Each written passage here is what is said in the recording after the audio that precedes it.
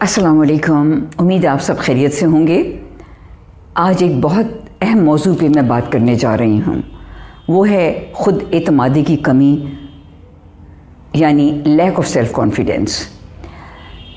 सबसे पहले तो मैं ये बताऊँ कि हर इंसान की शख्सियत साजी उसके बचपन में हो जाती है और घर के माहौल का इस पर बहुत गहरा असर होता है। अगर घर का माहौल साजगार नहीं है और बच्चों को तवज्जो नहीं दी जा रही या माँ बाप के आपस में बहुत झगड़े हैं तो उससे भी ख़ुद एतमादी की कमी पैदा होती है।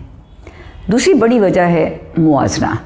हमारे बहुत से वालिदैन बच्चों का एक दूसरे से मुआजना करते रहते हैं कि देखो तुम्हारा छोटा भाई तो फर्स्ट आता है, तुम बिल्कुल नालायक हो, तुम चौथे या पाँचवें नंबर पर आते हो।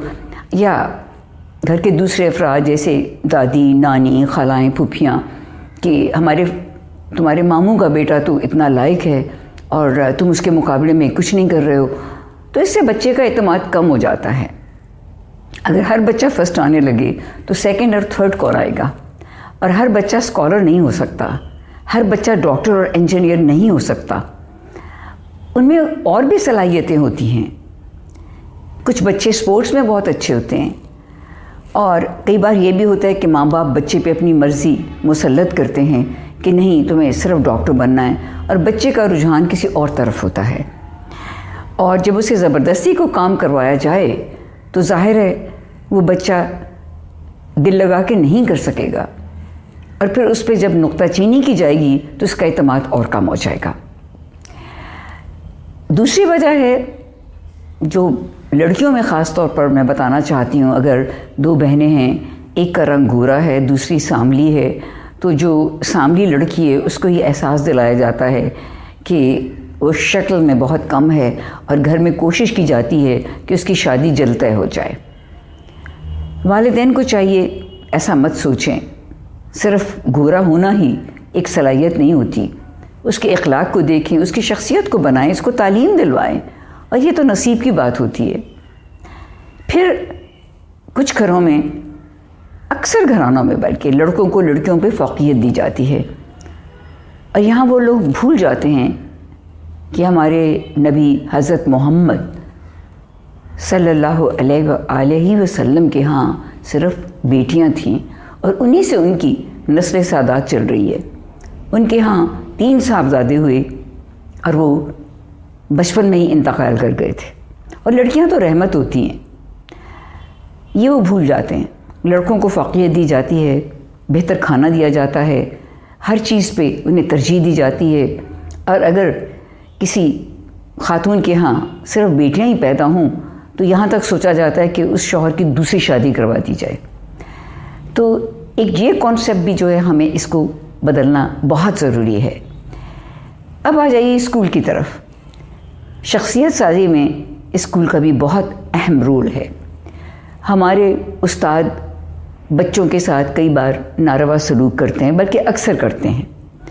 भरी क्लास में डांट देना, उससे बच्चे की खुद एतमादी में बहुत कमी आती है।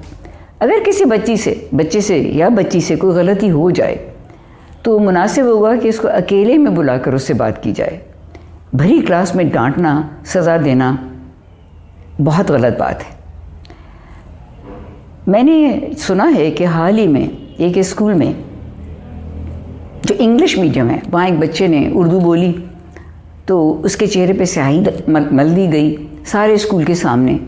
अब बताइए उस बच्चे की खुद एतमादी का क्या हाल हुआ होगा। सबके सामने डांटने से बच्चों की खुद एतमादी का कत्ल हो जाता है।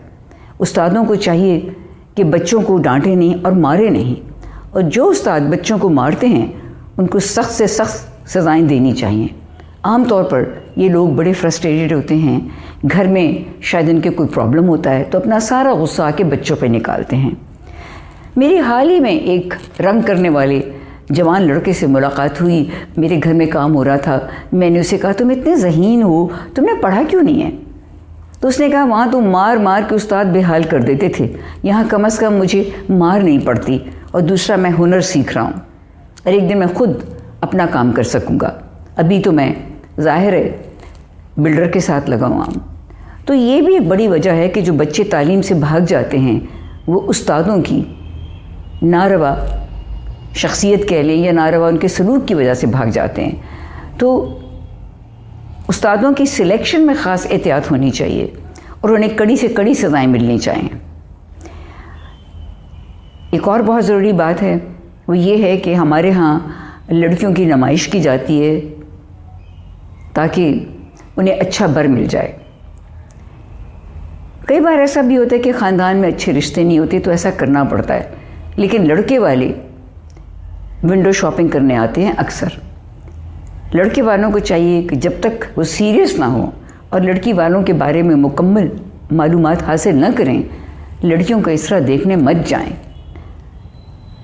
ابھی کچھ دن پہلے میں ایک خاتون سے ملی جو اچھی خاصی شکل کی ہیں اور کوئی ان کی عمر 40 سے اوپر ہے.